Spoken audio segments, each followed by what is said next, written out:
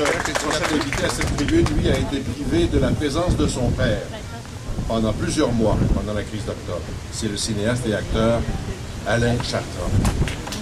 Michel Chartrand, lui, nous a quittés au mois d'avril. Lui aussi avait été emprisonné en 70 pendant 4 longs mois.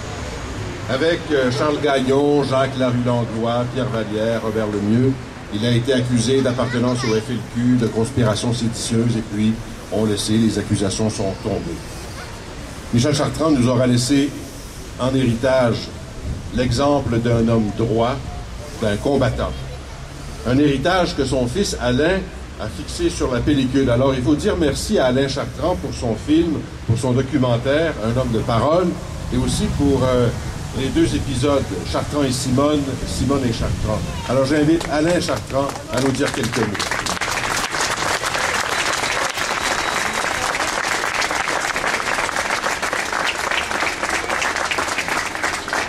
Bonjour, patriotes.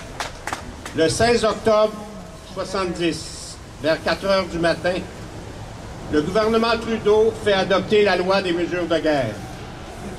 1 heure plus tard, mon père est amené de force par 2 policiers de la Sûreté du Québec et 2 de la Gendarmerie royale. Vers où? Ma mère sera 21 jours sans le savoir, internement incommunicado. Elle était devenue, à cause du pouvoir autoritaire, la femme d'un prisonnier politique dont elle ne pouvait avoir aucune nouvelle. Par la suite, combien humiliantes étaient pour elle les fouilles effectuées à chacune de ses visites et combien vexantes étaient les tracasseries comme le fait de devoir prouver ses liens avec Michel à chaque fois. Les autorités se vengeaient doublement de Chartrand en harcelant sa femme. Simone raconte dans ses mémoires, « Il venait de partir. Il ne restait à la maison que mes 2 adolescents et moi-même. 3 personnes indignées, bouleversées par la visite impromptue et sauvage des policiers, leur perquisition, leur pouvoir exorbitant, leur arrogance. » Le 5 novembre 21 jours après leur incarcération, Pierre Vallière, Charles Gagnon, Jacques Larue-Langlois, Robert Lemieux et Michel Chartrand sont formellement accusés d'avoir conspiré pour changer un gouvernement au Canada et plus particulièrement dans la province de Québec, en préconisant l'usage de la violence et d'appartenir au FLQ. Les 5 sont transférés au 12e étage de la prison Parthenay et séparés des autres détenus. Et pour la première fois, depuis leur arrestation, ils peuvent enfin recevoir la visite de leur avocat. Le procès des 5 commence le 1er février 1971.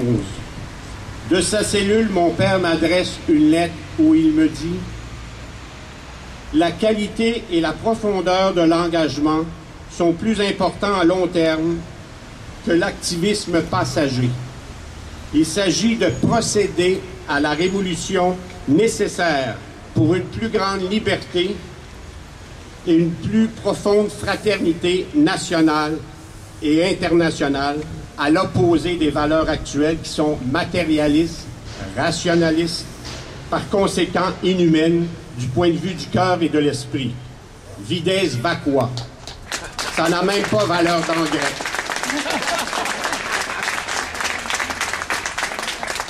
Je t'embrasse, salue tes amis que je connais. Ici, ça va. C'est un pouvoir pornographique, une administration du même acabit. Au procès des 5, Pierre Vallière, c'est un juriste canadien très réputé qui a publié en 1970 Les chemins de la politique.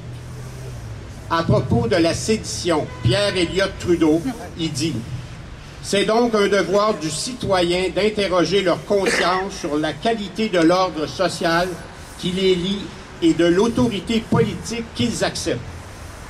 Si cet ordre est pourri et si cette autorité est perverse, c'est un devoir pour les citoyens d'obéir à leur conscience plutôt qu'à l'autorité Et si le seul moyen sûr de rétablir un ordre juste, c'est de faire la révolution contre l'autorité tyrannique et illégale, eh bien, il faut le faire. Il ajoute, il ressort de tout ceci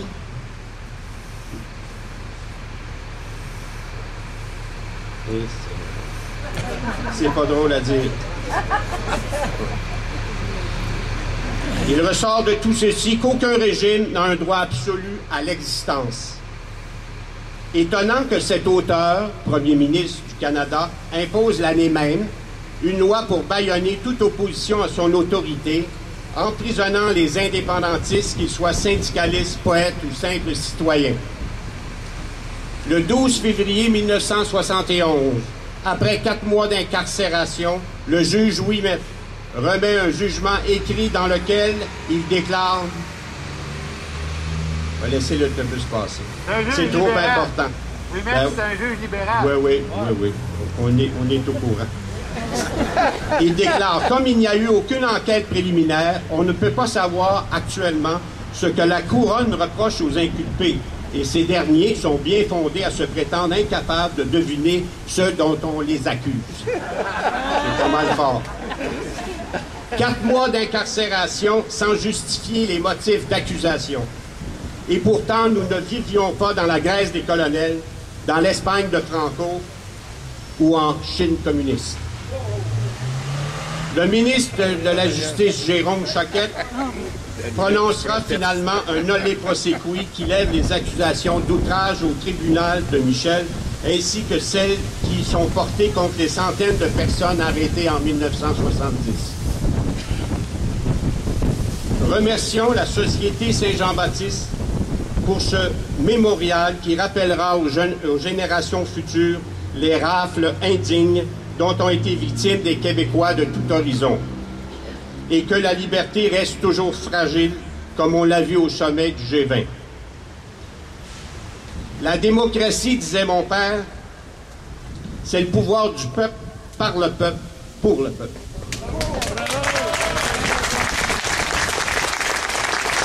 Ce qui veut dire qu'elle ne doit pas être dans les mains des autorités, mais dans les nôtres. Et nous devons la défendre quotidiennement à n'importe quel prix. Merci.